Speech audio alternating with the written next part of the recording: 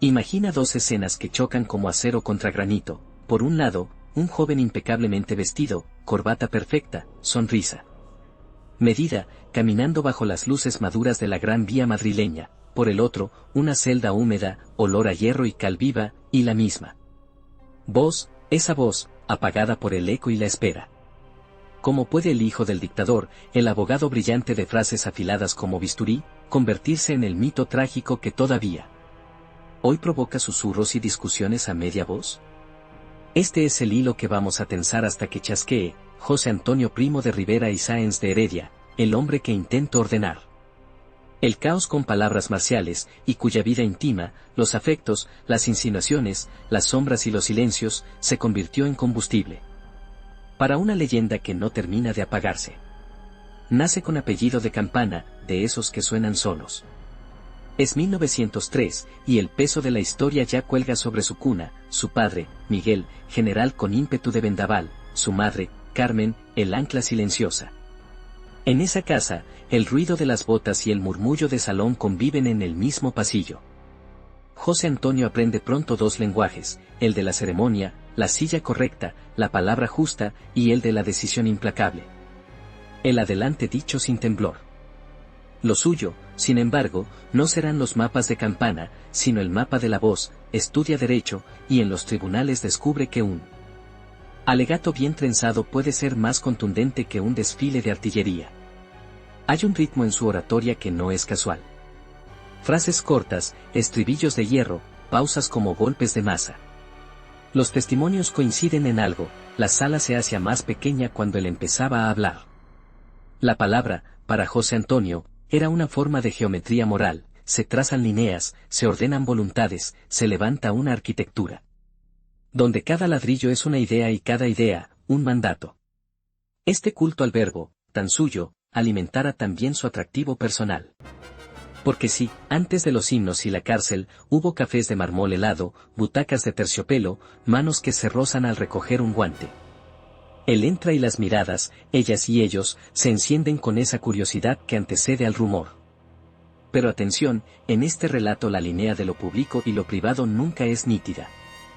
Su vida íntima no quedó plasmada en confesiones ni diarios escandalosos, quedó en lo que irradian las fotografías, en lo que se adivina bajo formalidades, en lo que la política envenena y el tiempo deforma. Por eso el magnetismo de José Antonio no se entiende sin Madrid, una ciudad que a comienzos de los 30 era un escenario con tramoya descubierta. Teatros con estrenos en voz baja, redacciones que olían a tinta y a pólvora ideológica, tertulias que empezaban con sonrisas y terminaban con ceños fruncidos. En ese hervidero, su figura se afila, ni bohemio ni cínico, ni santo ni depredador, más bien un aristócrata de mirada calculadora, que parecía dialogar con su destino como quien negocia un contrato. El apellido, por supuesto, abre puertas y también afila cuchillos ajenos. Como hijo del antiguo dictador, cualquier gesto suyo tiene doble lectura. Si aparece en el hipódromo, es vanidad, si se encierra a estudiar, es pose. Este juego de espejos alimenta el mito y, con él, los susurros. Hay quien jura haberlo visto salir tarde, muy tarde, de un edificio burgués donde la cortina no acababa de cerrarse. Hay quien recuerda cartas discretas, flores enviadas sin firma, citas que comenzaban en el protocolo y terminaban, tal vez, en miradas que se sostienen un segundo de más. ¿Verdad o fabulación? En su biografía las certezas son escasas y los silencios, elocuentes. Lo indudable es que el carisma le esculpe la silueta, su porte recto, el cuidado en el vestir, la cortesía que no excluye la distancia. Todo eso suma a una atracción que, sin gritar, hace ruido. Y luego está su invención más peligrosa, convertir la política en emoción compacta. En su voz, la patria deja de ser abstracción geográfica y se vuelve latido. Repite hasta fijarlo el vocabulario de destino, juventud, disciplina, belleza de lo severo. Sus frases, talladas con paciencia de cantero, circulan por pasillos y plazas. El joven abogado se transforma en tribuno, y el tribuno, en imán. El magnetismo público contamina el privado, lo que enamora en la tribuna puede incendiar un salón. Alguien podría decir que el primer romance serio de José Antonio fue con la idea de estilo, el modo de presentarse, de pronunciar, de dejar una última palabra que cierra la puerta con un clic elegante. De ahí nacen simpatías intensas y antipatías febriles, y de esas temperaturas extremas surgen, como no, intrigas. La intriga, en Madrid, tiene geografía, cafés, pasillos de juzgados, camerinos de teatro, apartamentos con un piano que no siempre suena. En esa cartografía fluyen nombres que no repetiremos por respeto a la duda histórica, lo que sí se puede trazar es el patrón. Admiración que empieza en un acto público, conversación que continúa con una carta cortes, cita a plena luz en una librería o en un palco, y después, quizá, una segunda cita ya sin terceros, con la ciudad como cómplice y testigo. No hablamos de conquistas ruidosas, sino de un cortejo casi procesional, con la liturgia que él aplicaba a todo, precisión, distancia, cuidado del detalle. Si alguien esperaba al libertino de novela, el desencanto sería inmediato; si alguien buscaba intensidad sin aspavientos, hallaba en él un fuego a temperatura controlada. Y sin embargo, el rumor insiste. Porque el rumor necesita un personaje así, joven, apuesto, culto, con apellido de pólvora y modales de terciopelo. Se dice que una mirada suya, sostenida apenas un instante, podía eclipsar una conversación entera. Se dice que su silencio pesaba más que el parloteo de una mesa completa. Se dice, y aquí la palabra se dice es una frontera, que algunas alianzas políticas empezaron como simpatías personales que saltaron de auto al nosotros, del nosotros a la consigna. En tiempos de crispación, el corazón también bota, y la química privada a veces enciende mechas públicas. ¿Exageración? ¿Leyenda? Tal vez. Pero esa niebla de medias verdades hace todavía más cinematográfico el contorno del protagonista. Ahora bien, el atractivo también cuesta. El brillo convoca envidias y la corrección, maledicencias. Alrededor de José Antonio se organiza un pequeño teatro de sombras, aduladores que creen estar más cerca de lo que están, detractores que aspiran para recopilar tropiezos que no llegan, amigos sinceros que intentan resguardarlo del ruido vano. En ese teatro, cada gesto suyo alimenta hipótesis. Si abandona una fiesta temprano, es porque le espera otra. Si se queda, es porque ya está. La política, hambrienta de relatos, convierte todo en insinuación con fondo ideológico. Fue él el instigador de su propia leyenda íntima, la dejó crecer, o la combatió con su despego ritual. Las versiones se contradicen; su actitud, por lo general, fue dejar que el rumor se agotara solo contra el muro de su discreción. Mientras tanto, el país cruje. Hay discursos que ya no son retóricas sino tambores. Y el joven de traje exacto, el abogado de frases cinceladas, empieza a ser también un símbolo que divide. Su nombre, tatuado en titulares y estribillos, provoca adhesión encendida y rechazo visceral. Él redobla el tono estético de su propuesta política, quiere cuadros disciplinados, estética severa, juventud como filo, patria como forma. Es un teatro de la voluntad que puede seducir a quien mira desde el patio de butacas y asustar a quien entreve el costo de semejante puesta en escena. Y aquí la vida íntima se convierte, otra vez, en espejismo, lo que algunos anhelan descubrir: ¿quién lo acompaña cuando se apagan los focos? Se atraviesa con otra pregunta más dura: ¿a dónde conduce todo esto cuando amanece? Y en ese amanecer comienza a delinearse la celda. Todavía no, pero la sombra ya existe, procesos, detenciones, enemigos crecientes. La ciudad, tan propicia a la mirada furtiva y al abrazo confidencial, se vuelve tablero hostil. Es entonces cuando su supuesta vida sentimental, esa novela en entregas que alimentaban las sobremesas, empieza a usarse como arma arrojadiza. Si hay una mujer que se acerca, es femme fatale; si se aleja, es cobra. Si lo acompaña, es operación; si no, reproche. Los extremos ideológicos requieren fábulas nítidas y moralinas fáciles; su discreción las desmiente, y por eso se inventan reemplazos. El protagonista, mientras tanto, reacciona a su manera, con protocolos, con cartas milimetradas, con esa mezcla de cortesía y filo que le permitía decir no sin levantar la voz. En los tribunales, sigue el maestro del compás de la palabra. No es el torrente improvisado, es la escuadra y el cartabón. El alegato dibuja, el oyente entra en el pasillo que él ha delineado, y al final se encuentra en una habitación amueblada por sus conceptos. Es hipnótico y también inquietante. ¿Qué queda detrás de esa precisión? ¿Es esa frialdad una máscara o un refugio? Los que lo frecuentan se dividen, para unos es sensibilidad blindada, para otros, calculo que respira. Lo único claro es que su control lo salva de la vulgaridad y, a la vez, lo empuja hacia la esfinge. Y ya se sabe, al borde de una esfinge las leyendas florecen, como en el borde de un río crecen los juncos. Si buscamos un retrato íntimo fiable, no encontraremos el inventario de alcobas que algunos desean ni la confesión con tinta violeta. Encontraremos, en cambio, una serie de escenas tensas, un paseo nocturno por calles pulcras, una puerta que se cierra quedamente, una carta guardada en una caja que nadie abrirá en público, una conversación entre dos personas que se hablan como si tuvieran prisa. Y, sin embargo, se conceden la cortesía completa de cada frase.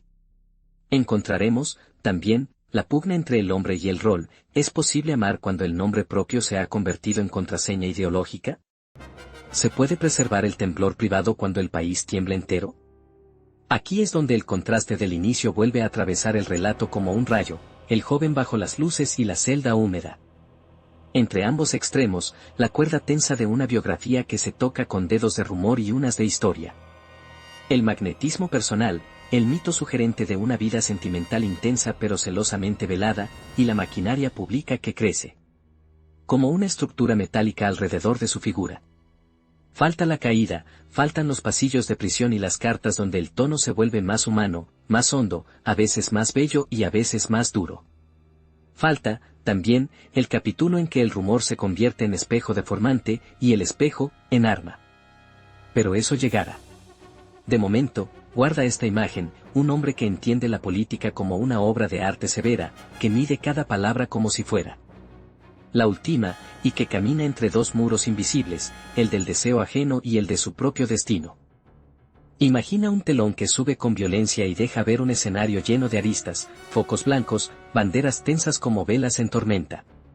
Y en el centro, una figura que parece hecha de madera noble y filo de acero. La respiración del público llega como un oleaje. Madrid vibra, tiembla, discute. Es principio de los 30 y los días tienen una atracción rara, como si alguien hubiera inclinado el tablero. En ese ambiente, José Antonio empieza a caminar con paso de metrónomo hacia su propia leyenda. No lo hace a gritos, lo hace con dicción, con el control obsesivo de los silencios. Y con una convicción estética que, más que política, parece religiosa, orden, juventud, belleza severa, el culto a una España que no se pide, se impone, primero en la imaginación, luego en la calle. El retrato se afina, trajes de corte exacto, corbatas sin estridencias, el peinado que admite poco margen al azar. En los cafés, esas catedrales laicas de Madrid, su llegada produce un ajuste casi físico en el ambiente. Una mesa se calla, otra pone gesto de indiferencia, los camareros, que saben más que la prensa, lo observan con ese respeto que solo nace cuando el peligro y la elegancia se dan la mano.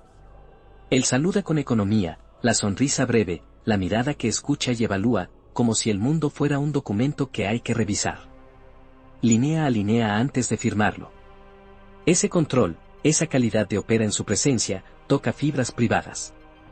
El rumor, ese animal sin correa, empieza a despertar. Se dice que en un palco del Teatro de la Comedia, cuando el aire cortaba como hoja, una conversación cambió de temperatura con él. Simple cruce de una mirada. Son las escenas que alimentan la fábrica de leyendas, una actriz con reputación de tigre domesticado por nadie, una dama de apellido compuesto que podía congelar una tertulia con 3 sílabas, una periodista con ironía de cuchillo y ojos que sabían leer más allá del gesto. ¿Fue un triángulo? ¿Fueron varias líneas paralelas que nunca llegaron a tocarse? Si algo define su vida íntima es esa zona de penumbra, nada ruidoso, nada volcánico, todo controlado por la estética de la distancia. Lo que magnetiza no es la promesa de excesos, sino la promesa de una intensidad cuidadosamente enjaulada. El Madrid de entonces es un bosque de orejas. A la salida de los estrenos, un coche se detiene un segundo más de la cuenta. Una mano se inclina hacia la ventanilla, una voz dice apenas mañana, a las 6, y el coche desaparece entre farolas. En un piso con piano mudo, una copa de cristal deja un círculo exacto sobre la mesa, y alguien, al otro lado de la ciudad, espera un timbre que quizá no sonara. La intriga amorosa, en tiempos de consignas, siempre corre el riesgo de convertirse en moneda. Y alrededor de José Antonio la moneda suena demasiado. Sus adversarios la agitan, detrás de su solemnidad hay una pulsión nocturna, sus admiradores la barnizan, no se confundan, es la discreción de quien ama con seriedad romana. Ni unos ni otros tienen prueba concluyente. Pero las certezas no venden, lo que vende es el perfume del secreto. Mientras tanto, su figura pública crece como una arquitectura que se alza a golpe de compás. No es solo lo que dice, es como coloca cada bloque retórico hasta formar una cúpula. Cuando habla de jóvenes, no los invita, los convoca. Cuando habla de la nación, no la describe, la cincela. Y cuando dice estilo, no se refiere a la forma, habla de un modo de estar en el mundo. Esa estética arrastra multitudes a la vez que enciende alarmas. Quien se deja seducir, lo hace con la sensación de haber encontrado un acorde que ordena la disonancia. Quien se asusta, lo hace con la intuición de que ese acorde puede convertirse en marcha. En los dos bandos, la misma pregunta, ¿quién es, en verdad, cuando baja del atril? Aquí es donde el magnetismo privado y la ambición pública se trenzan como cuerdas de esparto.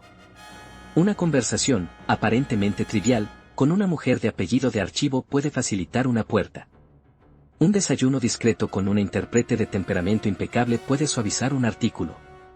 Un paseo por el Retiro, lo bastante temprano para que el rocío disimule las pisadas, puede cambiar el tono de un rumor. El peligro está en el malentendido permanente, ¿es estrategia o es deseo? ¿Es oportunismo o es impulso? En su caso, incluso el deseo parece obedecer a un protocolo. Muy pocas veces se le recuerda riendo a carcajadas, se le recuerda, en cambio, con una sonrisa que mide, autoriza, cierra. La liturgia del gesto perfecto le gana admiración, y le resta espontaneidad. Y a la espontaneidad le encanta hacerse pasar por verdad. Bajo esa superficie, el país acumula grietas. La violencia, primero rumor de escaleras, empieza a bajar por la barandilla, a manchar los rellanos. Hay tiroteos esquinados, periódicos que arden en kioscos, pistolas que duermen debajo de manteles de hilo. Los cafés cambian el murmullo por el murmullo vigilado. Y en este ambiente, su vida íntima se carga de electricidad. Una cita puede ser un riesgo. Un paseo, una invitación a la vigilancia. Una carta, un ladrillo en un expediente.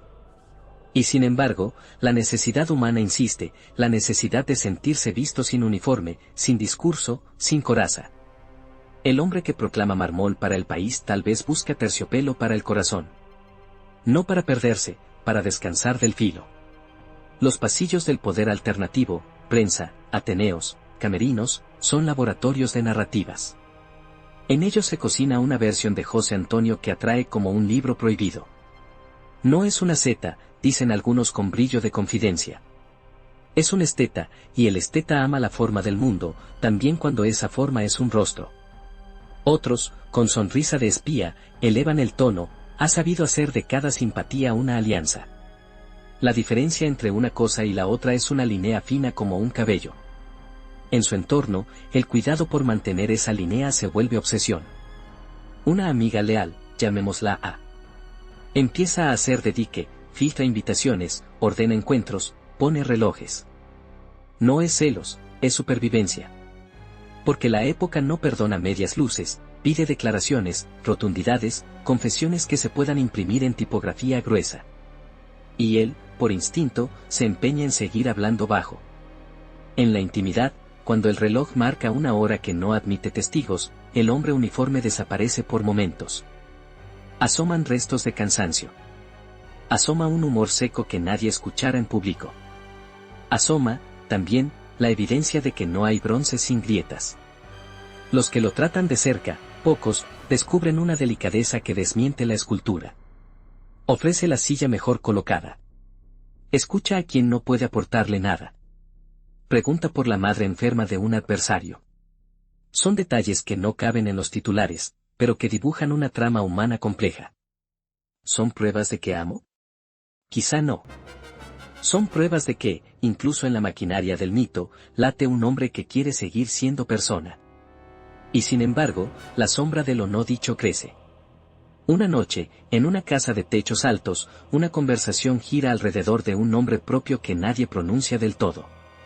Un cenicero pesado, una lámpara con flecos, un cuaderno abierto en blanco. Desde el balcón entra el sonido de un carro por los adoquines. No conviene, dice alguien. Precisamente por eso, contesta alguien más. La intriga ya no es solo sentimental, es política por otros medios. Un cariño mal calibrado puede devenir fuga de información. Un rechazo mal entendido puede convertirse en enemistad pública. En tiempos así, la honestidad es peligrosa y la mentira, barata. Él, fiel a su gramática de piedra, elige el camino más fatigoso, no aceptar ni regalar interpretaciones. El silencio como argumento final. A medida que su figura alcanza un volumen estatutario, Madrid le devuelve un espejo deformante.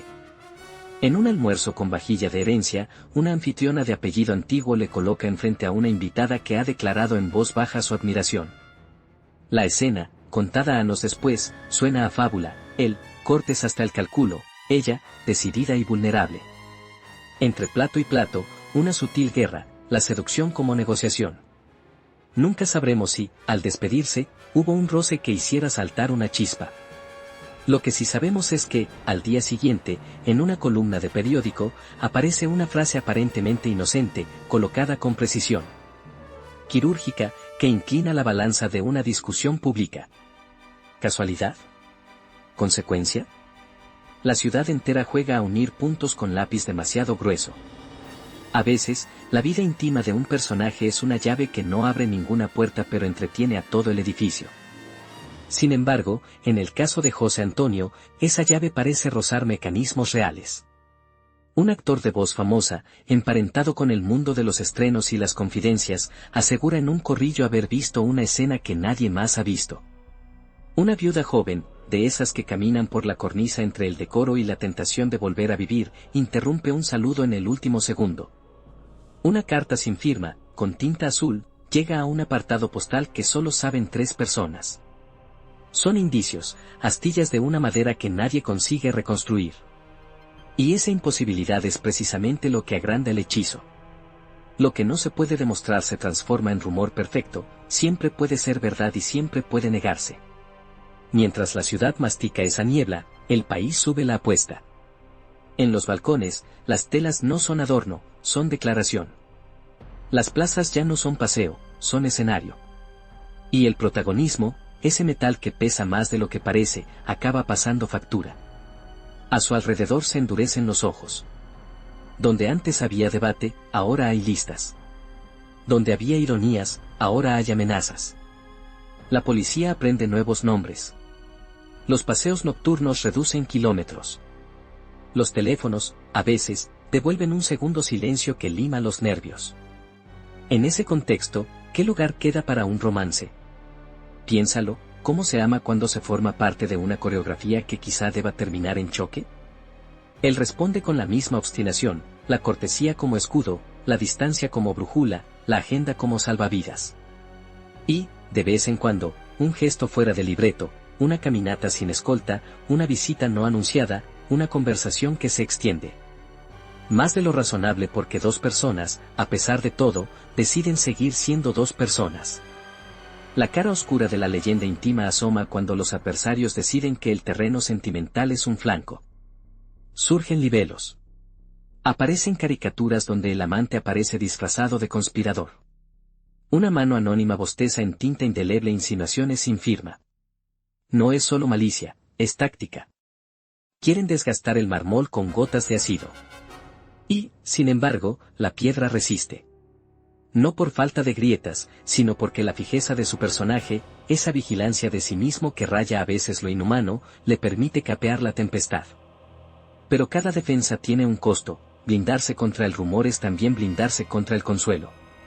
Y el consuelo, en tiempos de ruido, no es un lujo, es una necesidad. A medida que el calendario avanza hacia su tramo más oscuro, el relato entra en su pasillo angosto. Los amigos de verdad, pocos, empiezan a hablarle con una franqueza que solo se concede cuando la noche ya está en la ventana. Baja el tono, dicen unos. Sube el pulso, dicen otros. Cuídate, dicen todos. Él parece escuchar, asentir, registrar, y luego volver a su partitura. Hay en su conducta una fidelidad a algo que no es del todo político, es casi teatral. El personaje exige coherencia, y él se la concede. El precio es alto, la piel se queda al aire.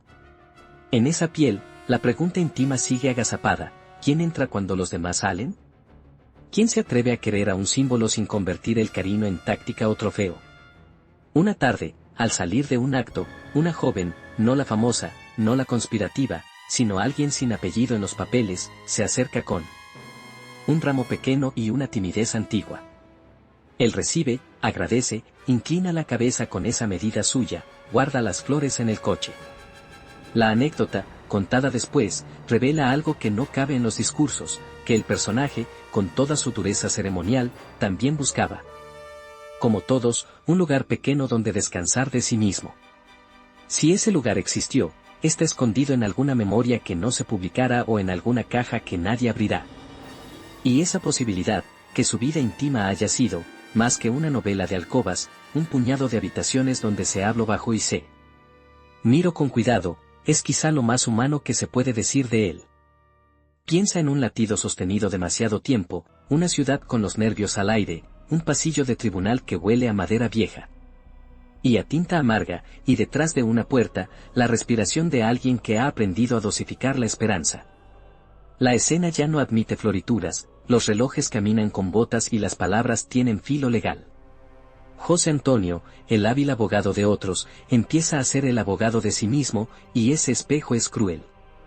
Sus frases, que antes levantaban arcos de piedra sobre multitudes, ahora deben caber en párrafos medidos por un actuario. De pronto, la épica se reduce a la precisión de un adjetivo, la estrategia a un pronombre bien colocado. Y en esos pliegues mínimos, donde una coma es un puente y un silencio, un abismo, se juega algo más que una sentencia. El aire de los juzgados es un aire seco, que descama las máscaras. Allí uno no entra a seducir, entra a resistir. Él resiste con su método habitual, rectitud en la postura, ropa impecable, cortesía sin confidencias.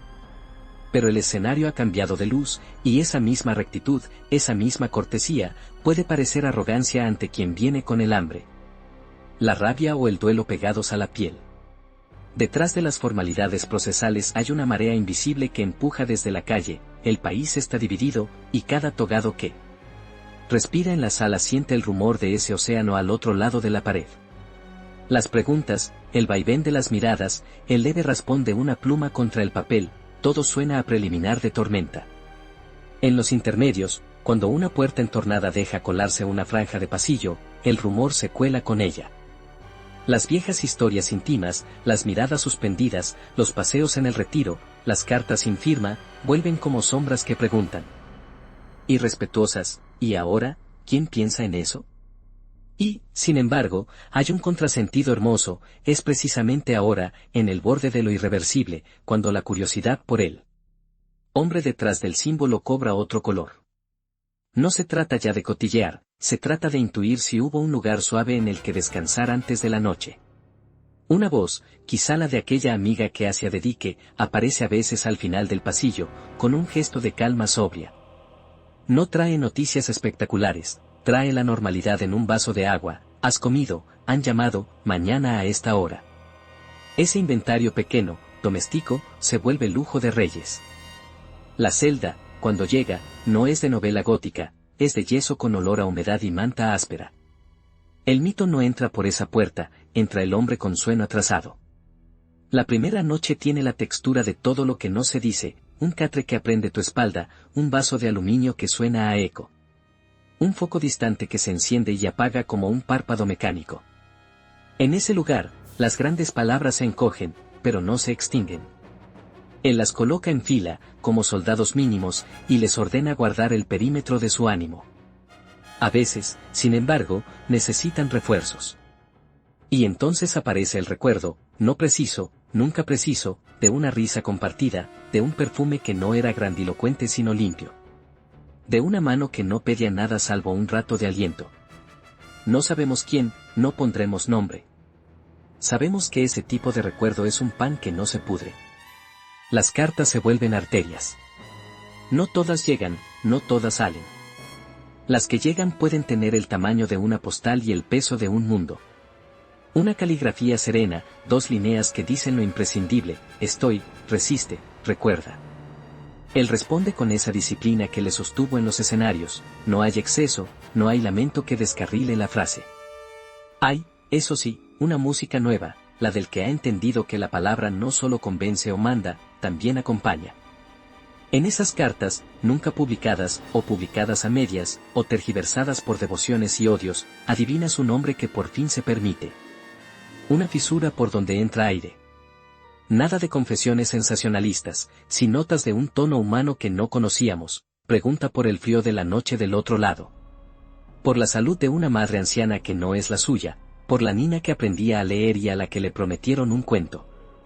¿No era ese el abogado Escuadra y Cartabón? Lo era. Y también esto.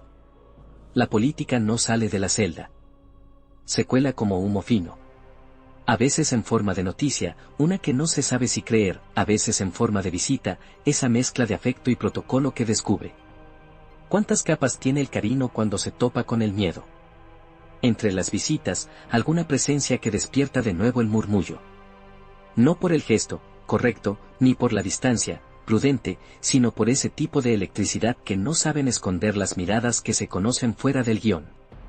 De nuevo el juego cruel de las interpretaciones: para unos, prueba de una red de influencias; para otros, prueba de fidelidad del corazón; para él, cegaramente, un puñado de minutos de respiración normal. Porque, créelo, cuando la vida entera adquiere el ritmo inhumano de una causa, lo más revolucionario es un rato de humanidad impresa en voz baja. Las horas en la celda no pasan, tallan. Uno aprende a contar de otra manera, con ruidos, con sombras que crecen a distinta velocidad, con el calendario de rostros del guardia. Que ese día tiene sueno, del que mañana tendrá mala leche, del que, quien lo diría, ayudaría si pudiera. En esa sucesión, los días buenos tienen un patrón: luz limpia, carta breve, noticia de fuera que no lleve. Los días malos, también, frío, tos incipiente, sueño interrumpido y, sobre todo, silencio que no trae nada. En los días malos el rumor sobre sus amores se marcha. En los días buenos, vuelve sin rencor, no como vanidad, sino como consuelo. La memoria, en esas circunstancias, no elige la epopeya, elige una escena menor.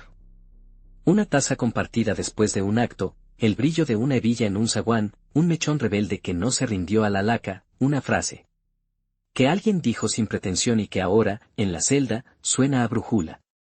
La defensa jurídica, mientras tanto, sigue su curso con la obstinación de un río que conoce sus piedras.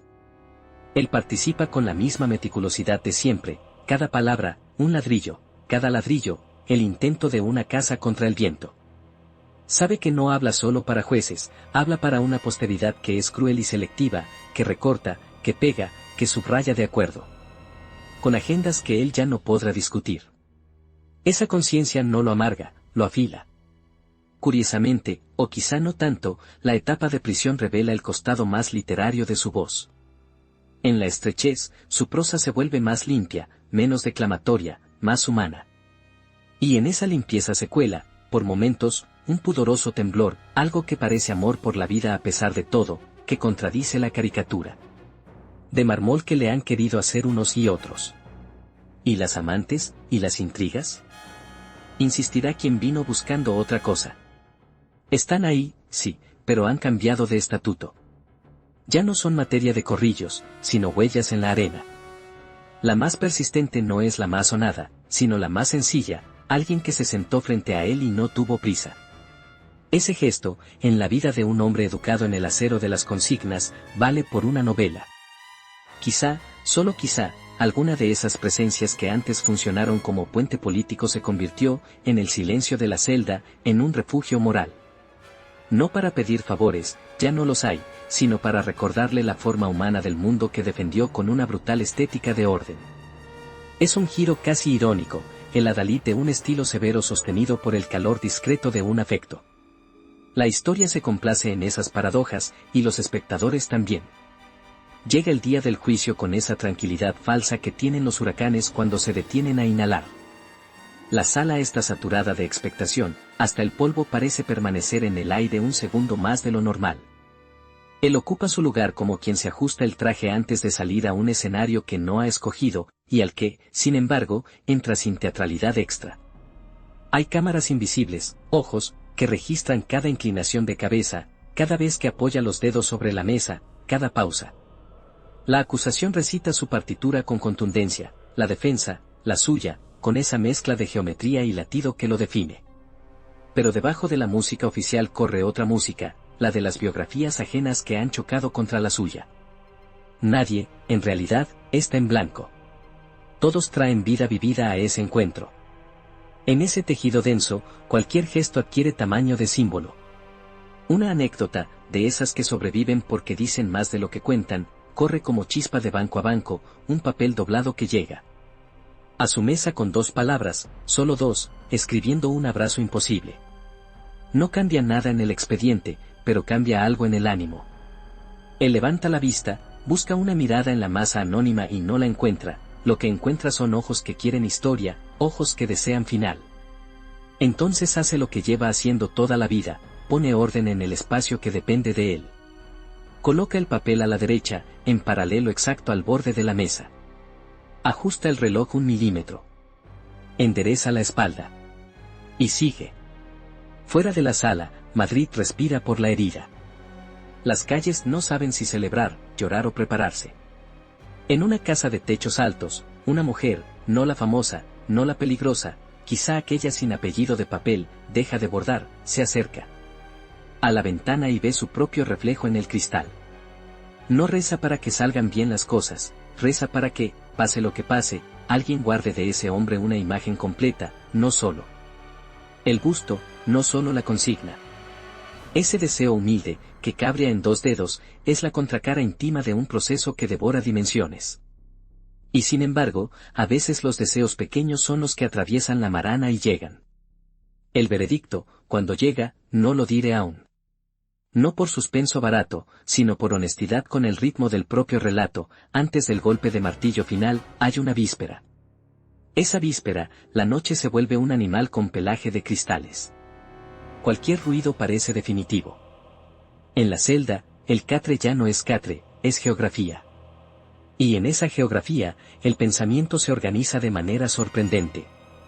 No repasa discursos, repasa escenas mínimas, una tarde de viento tibio en la casa de campo, la sombra de un toldo sobre una mesa donde alguien, con el seno fruncido de quien concentra cariño, le dijo come más despacio, la música lejana de un piano desafinado en un edificio vecino, una carta que nunca se envió. No hay lamentos ruidosos, no hay si yo hubiera. Hay inventarios, un orden último dictado por el mismo instinto que lo acompañó siempre, darle buena forma al caos, aunque sea por un segundo. Los guardias de esa noche, que no son estatuas, son hombres, lo miran con ese desasosiego pudoroso de quien sabe que es testigo de algo grande y no sabría decir si triste, noble o simplemente humano. Uno deja, sin mirar, un poco más de pan. Otro afloja el tono al dar una orden. No es compasión, es reconocimiento de especie, ahí dentro hay alguien fabricado con la misma materia que ellos, aunque el relato público lo haya convertido en otra cosa. Si supieran qué imágenes cruzan esa mente probablemente se asombrarían, no arengas, no banderas, no gritos, una hebilla de cinturón. La espalda recta de su padre delante de un balcón, la voz de su madre cerrando una ventana, el olor a papel de una nota que decía mañana a las 6. Esa otra intriga, la intima, hace su último servicio, no huye, acompaña. Pocas cosas protegen tanto como el recuerdo de un cariño que no pide nada. Así, cuando el amanecer empieza a rayar con luz de cuchillo, el hombre que tantos vieron como estatua respira como cualquier otro, con la pequeña rebeldía de quien aún se siente dueño de su compás. Todo lo demás es ruido, el del pasillo, el de los pasos, el de las llaves que suenan como mordiscos en el aire. Pero por debajo de ese ruido hay un bajo continuo que él ha sabido sostener siempre, dignidad sin aspavientos. Y, aún aquí, la historia tiene espacio para una imagen que no aparece en los libros pero explica una vida entera. Imagina que, en el camino, un papelito doblado, ese de las 2 palabras, se queda atrapado un segundo entre los dedos. No hay tiempo para guardarlo bien, no hay protocolo que contemple esa insignificancia. Aún así, se endereza, se coloca paralelo a la línea de la costura del pantalón. No es maniática obsesión, es su manera, hasta el final, el orden pequeño contra la tempestad grande. Puede parecer poco. En esa pequeñez, sin embargo, hay una afirmación de identidad más fuerte que cualquier grito. Queda, por supuesto, lo inevitable, el cierre, el acto que París convertiría en tragedia clásica y Madrid en rumor de taberna, y que nuestra época repite como lema o como condena según le convenga. No adelantemos ese golpe. Antes, una última respiración sobre aquello que vinimos a buscar, la vida íntima, las amantes, las intrigas. Si esperabas un inventario de nombres, no lo tendrás. Lo que tendrás, si has escuchado con atención, es algo más difícil de atrapar, la forma. La forma en que un hombre, educado para la exactitud y el gesto grave, se permitió, entre mármoles, unos pocos gestos de terciopelo. La forma en que, sin convertir el amor en bandera ni en coartada, lo dejó actuar como contrapeso secreto. La forma en que, queriendo esculpir un país a base de líneas rectas, comprendió, tal vez tarde, que los afectos son curvas y que en esas curvas a veces se sostienen los puentes. Cuando el alba termine de imponerse y la ciudad cambie de olor, el mito arrancará carreras, unos escribirán odas, otros, libelos, otros, tesis. El hilo íntimo quedará soterrado bajo el grano grueso de la historia con H. Pero, de cuando en cuando, alguien, al ver una foto, al leer una carta recortada, al escuchar una anécdota de cocina, sentirá el pinchazo de otra historia posible, la del hombre que, en medio del hierro, eligió a ratos el tacto del lino. Y ese pinchazo, minúsculo y persistente, es quizá lo más verdadero que se puede salvar de entre tanta consigna. La música baja un grado. No termina, se prepara. Porque lo que viene, lo sabes, es el desenlace, y no habrá metáfora que lo suavice. Sin embargo, te propongo sostener aún un momento esta luz oblicua, esta luz de víspera que permite ver los contornos con una delicadeza que el mediodía niega. En esa luz, todo es más humano, las culpas, los aciertos, los amores posibles, los imposibles, las oportunidades que eligió no tomar. Y las que quizá habría tomado en un mundo menos inclinado. Es el último lugar donde escuchar su voz sin megáfono, una voz que, por fin, admite que debajo del bronce hubo siempre carne. Imagina una línea que, de tan tensa, parece a punto de cantar como un alambre de telégrafo bajo viento helado. A un lado, la ciudad con sus persianas a medio abrir, olor a pan madrugador y botas que golpean, sincopadas, un suelo que no perdona. Al otro, un cuarto estrecho donde alguien recita por dentro la única oración que conoce, aguanta. La madrugada tiene un brillo metálico, de cuchillo recién afilado. Y no hay cúpulas retóricas, no hay alfombras ni palcos, hay yeso, llaves, pasillos. Lo grande del mundo se ha encogido hasta caber en la palma de una mano, y esa mano, paradójicamente, pulsa recuerdos como si fuesen cuentas de un rosario profano, una carcajada que estalló a destiempo en un café, el eco de un tacón sobre baldosas húmedas, una frase al oído, suave, sin grandilocuencias, que prometía volver mañana a las 6. No es el momento de los que habría pasado sí. Es el momento de los así fue. La última noche se parece menos a un drama que a un inventario. Sobre la mesa pobre, un vaso con la huella del borde, sobre la silla, una chaqueta que conserva la disciplina del cuerpo incluso cuando no hay cuerpo dentro. En las paredes, el frío escribe su propio editorial. Y, sin embargo, el espacio no está vacío, está poblado por voces que la memoria convoca con puntualidad británica. Algunas tienen nombre, otras solo un timbre, otras son apenas una sombra cálida que se deja sentir como una bufanda en pleno enero. Ahí, justo ahí, es donde la vida íntima, esa que muchos quisieron convertir en anecdotario picante, se revela con su verdadera medida. No catálogo de proezas ni álbum de trofeos, sino red mínima que se teje para que un ser humano no se despene del todo cuando llega la hora. El reloj, prisionero también, avanza. Las palabras ya no son instrumentos, son abrigo. Y José Antonio, que hizo de la precisión un modo de respirar, afina hasta la médula ese abrigo. Hay un papel, quizá dos, quizá ninguno, hay, seguramente, el deseo de que la frase final no se parezca a un titular, sino a la forma correcta de cerrar una puerta para que la corriente no arrase la casa. En esa disciplina del gesto pequeño aparece, con una nitidez de cristal, su contradictoria delicadeza, el mismo hombre que quiso caber. En mármol se empeña en ordenar un vaso paralelo al borde de la mesa, en ajustar el nudo de la corbata con el movimiento exacto, en limpiar con el pulgar una esquina imaginaria. Quien mira desde fuera quizá piense manía, quien mira desde dentro entiende que es el último territorio que le pertenece. La historia, con su maquinaria de ruedas dentadas, no se detiene a contemplar esas minucias. Afuera, el mundo ha resuelto convertir en rito lo que es, en esencia, un acto irremediablemente humano. Los pasillos, hechos para el tránsito, parecen hoy diseñados para el destino. Los pasos que se acercan tienen el volumen justo de lo inevitable.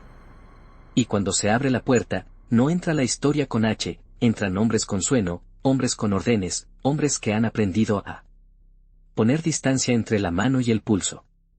Nadie dice te tengo. Dicen vamos. En ese vamos cabe un siglo. Podríamos congelar el tiempo aquí, y quizás sería más piadoso. Pero nos pediste tensión creciente, y el relato tiene su escalera. Al bajar los peldaños, el aire cambia de textura. Los muros, que son los mismos de siempre, devuelven hoy otra clase de eco. El frío hace un inventario de huesos. Y en esa bajada, donde cada sombra podría convertirse en símbolo, la memoria, esa dirección secreta, cumple su función, no permitir que la última imagen del mundo sea una cerradura. Resucita en ráfagas, la esquina donde ella dijo no te preocupes, yo aguanto el rumor, el balcón de hierro donde, una tarde de junio. El sol dibujó barrote sobre un vestido claro, el olor a tinta cuando alguien empezó una carta con no sé si debo escribirte, pero ninguna de esas escenas cambia el curso de los acontecimientos. Cambian, eso sí, la temperatura de quien los atraviesa. El alba, esa señora que no pregunta si puede pasar, irrumpe.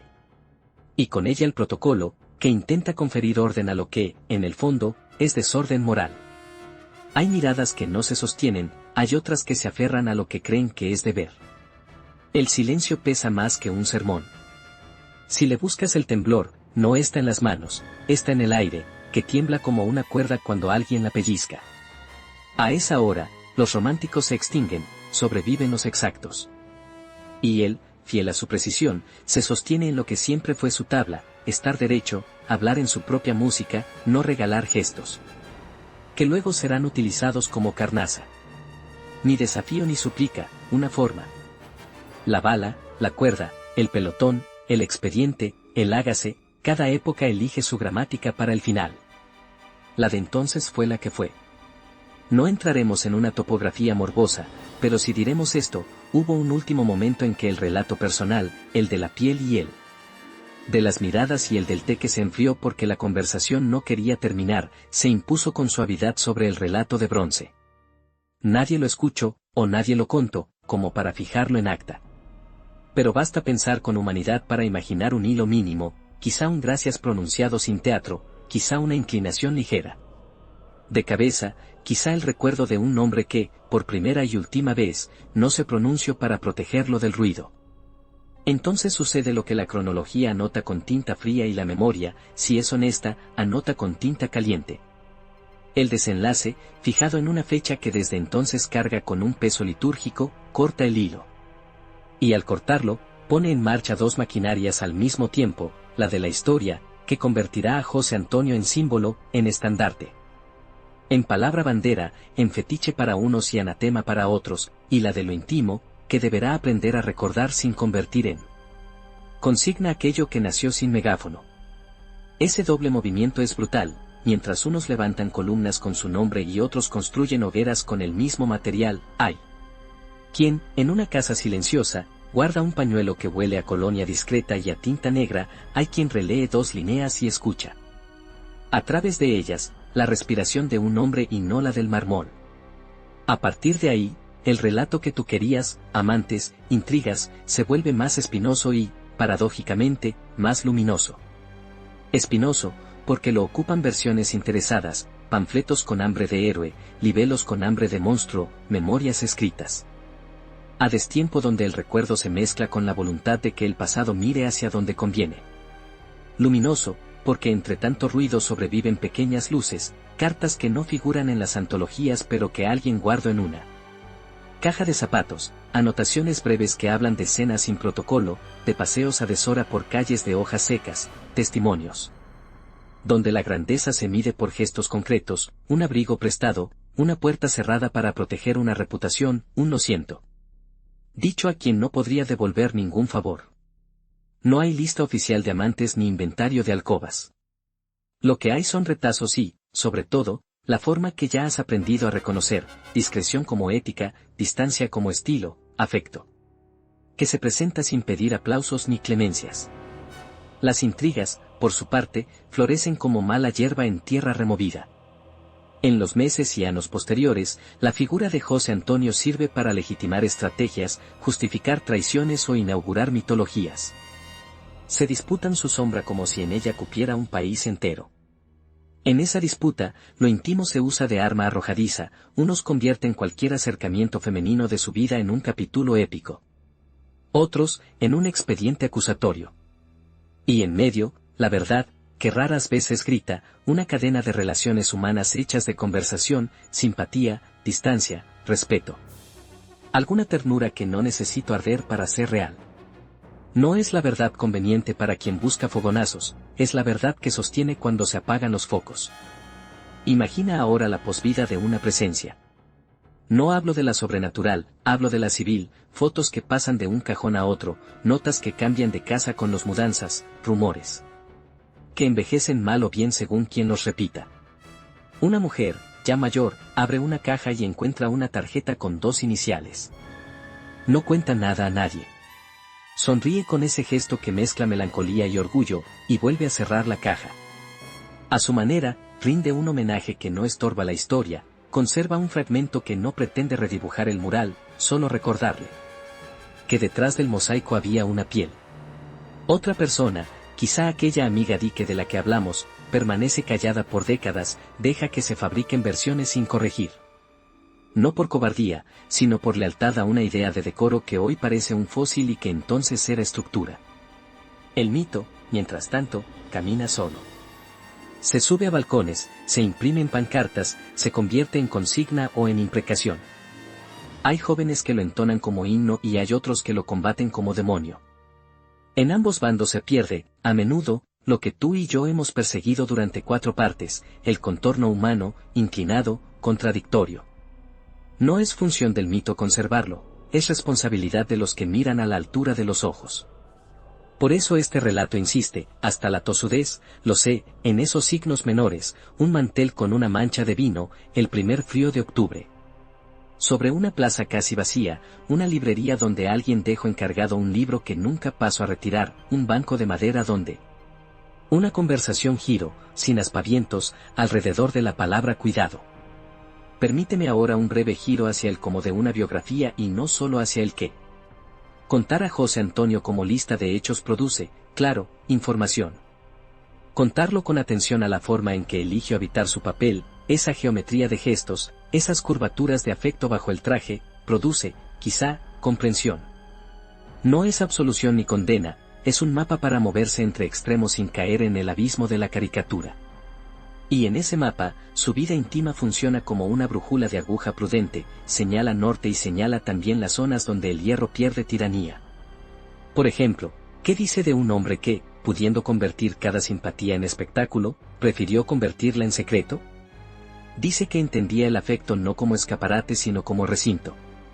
¿Qué dice de un político que, acostumbrado a fabricar símbolos, elige no fabricar ninguno con su vida privada? Dice que distinguía, al menos ahí, entre el teatro y la casa. Llega, inevitable, la pregunta sobre el legado. Los legados no son estatuas, son manos múltiples que disputan un objeto impreciso. En el suyo, la disputa ha sido feroz.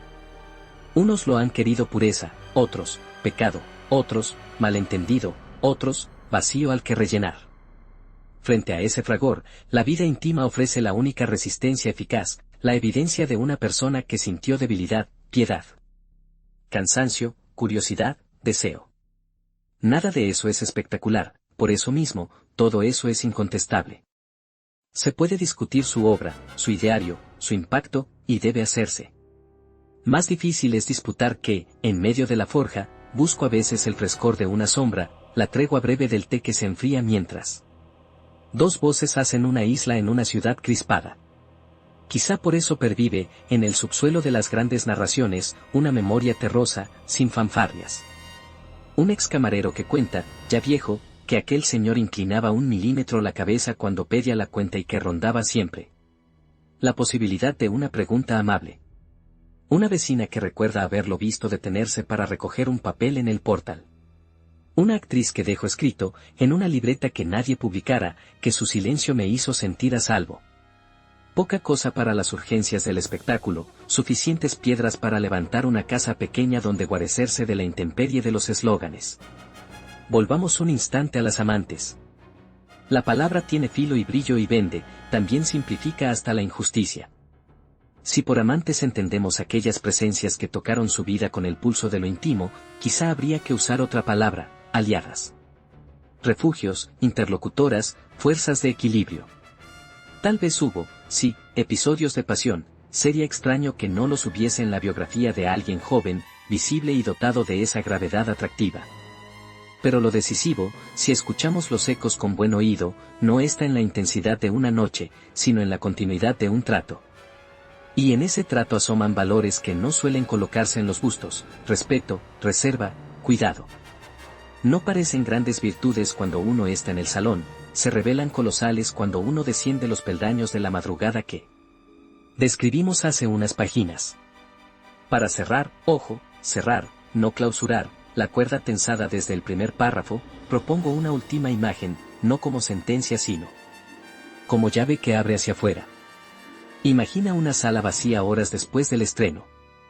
Queda el olor a polvo y terciopelo, quedan 2 programas arrugados en el suelo, queda la luz de servicio encendida. En una de las butacas, alguien ha olvidado un guante. Nadie sabrá de quién. Nadie irá a reclamarlo. Ese guante, pequeño, discreto, sin historia, es lo que sobrevive a la batalla de discursos, una señal física de que, detrás del espectáculo, hubo manos que se tocaron, aunque fuera un instante. La vida íntima de José Antonio, con sus límites, sus sombras y sus claridades, se parece a ese guante, no cambia el argumento de la obra, pero explica cómo de humana fue la función. Porque al final, lo que cuenta no es si se le coloca en una hornacina o en una diana. Lo que cuenta es si somos capaces de escuchar el rumor sordo de la persona por debajo del bronce. Ese rumor no exculpa ni condena, humaniza. Y humanizar no es debilitar la crítica, es fortalecerla con la exactitud que solo concede la mirada entera. Si hemos logrado, a lo largo de estas 4 partes, dibujar algo más que una silueta, si hemos mostrado que el mármol tuvo grietas, y que por esas grietas se filtró a veces la luz cordialísima de lo cotidiano, entonces tendremos un relato menos complaciente y más verdadero. Y si no lo hemos logrado del todo, que quede al menos esta certeza: no hay leyenda que valga si no admite el timbre singular de una voz cuando dice, por primera vez y quizá por última, gracias. La cuerda, por fin, deja de cantar. No porque se rompa, sino porque ha aprendido un nuevo compás. Afuera, el mundo sigue en su ruido. Dentro, donde guardamos las historias que nos sirven de brújula, queda un espacio pequeño reservado, una mesa, 2 tazas, una conversación. Sin testigos, el gesto de inclinarse para escuchar mejor. Ahí, en ese gesto, sobrevive lo único que salva a los relatos de convertirse en dogma, la posibilidad de que, incluso en los bordes más afilados de la historia, lo íntimo conserve una luz que no se apaga.